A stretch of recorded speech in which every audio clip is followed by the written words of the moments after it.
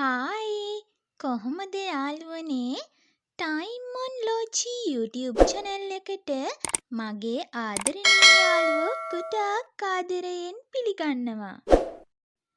මට හිතුණා ගෙදර හදලා රසම බිරියානි එකක රස බලන්න. ඉතින් ඒ රස බලන්න මම ඔයාලවත් එකතු කරගන්න අමතක කළේ නැහැ. ඒ නිසා ඔන්න ඉතින් මම අද රස බිරියානි එකක් හදන්න තමයි මේ හදන්නේ. එහෙනම් අපි බලමුකෝ කොහොමද මේ රස බිරියානි එක හදන්නේ කියලා.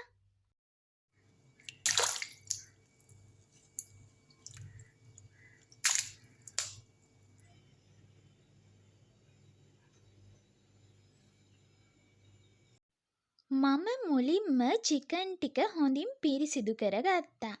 ඉතින් මේ චිකන් එක මැරිනේට් වෙන්න අපි තියන්න ඕන පැය 12ක් විතර. එතකොට තමයි මේක හරිම රස. ඉතින් මේ චිකන් ටික හොදලා අරගෙන ඒකට අවශ්‍ය වෙනවා ඉඟුරු සුදුලූණු ලුණු ඒ වගේම මුදවපු කිරි. ඒත් එක්කම මම නෝ බිරියානි මික්ස් පවුඩර් එක තමයි පාවිච්චි කරන්නේ.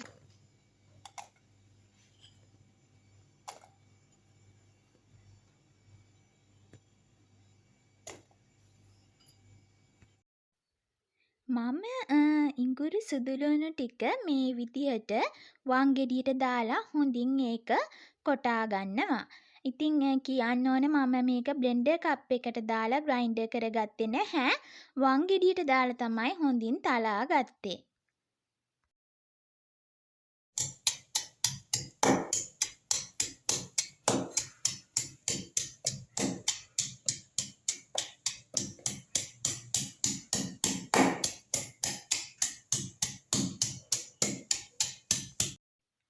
මෙන්න මේ ප්‍රමාණයට තමයි හොඳට ඒක අපි කොටා ගත්තේ. ඔයාලට පේනවනේ.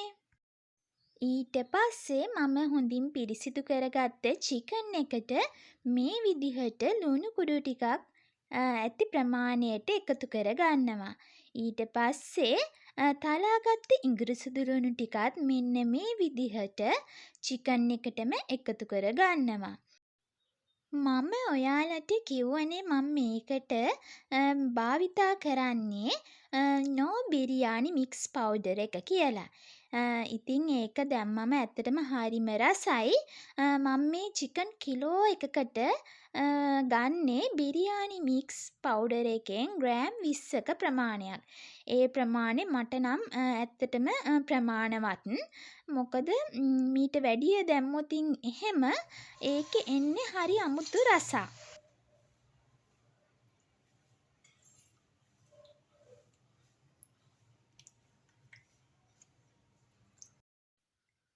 ඊට පස්සේ මම මෙන්න මේ විදිහට මුදවපු කිරි චිකන් එකටම මේ විදිහට එකතු කරගන්නවා.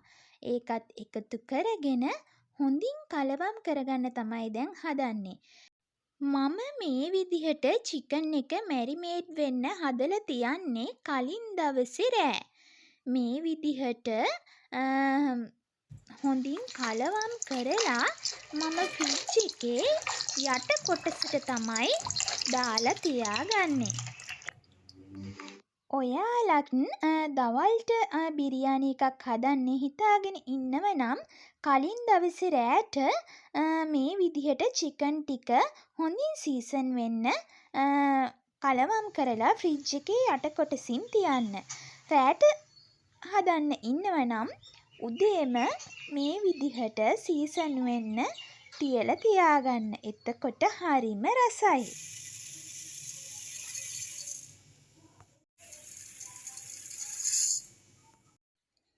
මේ තියෙන්නේ ඉතින් මම කලින් දවසේ රෑ මැරිනේට් වෙන්න තියලා තියපු චිකන් ටික. ඉතින් ඔයාලට පේනවනේ දැන් මේකේ හොඳට තියෙන විදිහ. මම මේ පහුවෙනිද දවසේ දවල් තමයි මේ බිරියානි එක හදන්නේ. ඉතින් මම පාවිච්චි කරන්නේ බාස්මති හාල්. චුට්ටක්වත් බය වෙන්න එපා. බාස්මති හාල් වලින් බත් ටිකක් උයා ගන්න. හරිම ලේසි. මේ විදිහට හාල් ටික අපි සෝදලා අරගෙන ඒක රයිස් කුකරයකට දාලා බත් සාමාන්‍යයෙන් අපි නෝමල් බත් එකක් උයනවට වැඩිය චුට්ටක් අඩුවෙන් තමයි මේ බාස්මති හාල් එකට වතුර තියන්න ඕන.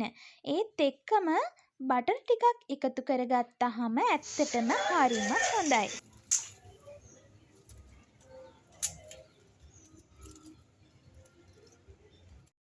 දැක්ක නේද මගේ රම්පෙ ගහ? ඔයාලත් එක්කම මම අද ගිහිලා ඔන්න රම්පෙත් කැඩුවා. රම්පෙත් කඩාගෙන ඇවිල්ලා දැන් ඔන්න චිකන් එකට අවශ්‍ය කරන ටික කපා ගන්න තමයි හදන්නේ.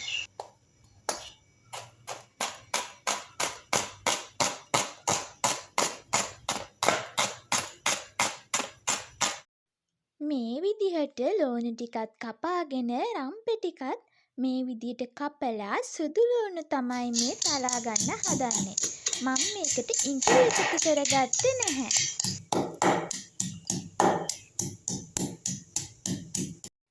ඊට පස්සේ මේ විදිහට මම චිකන් එක හදන්න තාච්චියේ ලිපේ තියලා පොල් තෙල් ටිකක් එකතු කරගෙන තමයි මම බටර් ටික මේ විදිහට එකතු කරගත්තේ.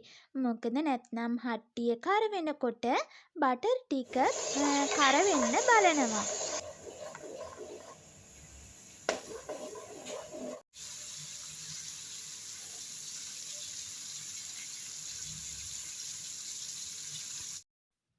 බටර් ටික හොඳින් රත් වෙනකොට ඉතින් මං සුදු ලුණු ටිකත් එකතු කරගත්තා.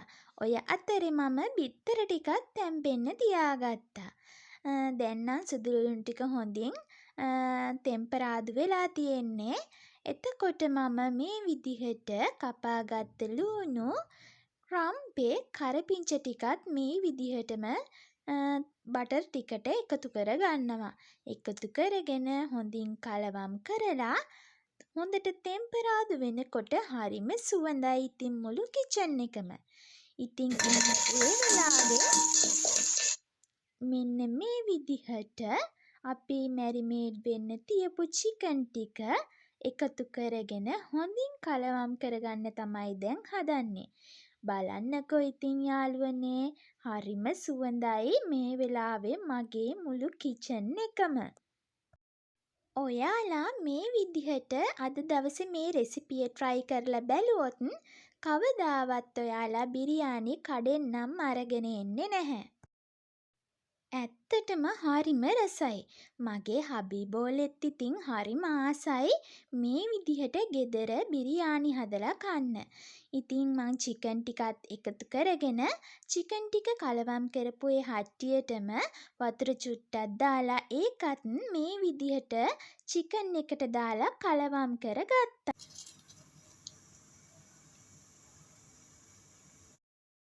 මට කියන්න අමතක වුණානේ බේ ලීෆ් කොළ තුනකුත් මම මේකට මේ වෙලාවේ දාගත්තා.